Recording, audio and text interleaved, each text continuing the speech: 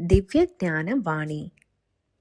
నీవు మనశ్శాంతిగా ఉండాలంటే నీ చుట్టూ ఉన్నవారు కూడా మనశ్శాంతిగా ఉండగలిగితే నీకు మనశ్శాంతి ఉంటుంది. ప్రపంచమంతా పరాధీనమైంది. ముందు నీ చుట్టూ ఉన్నవారికి మనశ్శాంతి ఉండే విధంగా నీవు ప్రయత్నించు. నీకు మనశ్శాంతి లభిస్తుంది. ధ్యానప్రస్థం.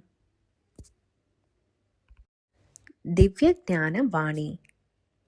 నీవు మనశ్శాంతిగా ఉండాలంటే నీ చుట్టూ ఉన్నవారు కూడా మనశ్శాంతిగా ఉండగలిగితే నీకు మనశ్శాంతి ఉంటుంది.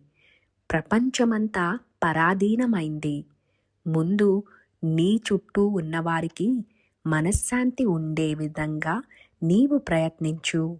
నీకు మనశ్శాంతి లభిస్తుంది. ధ్యానప్రస్థం.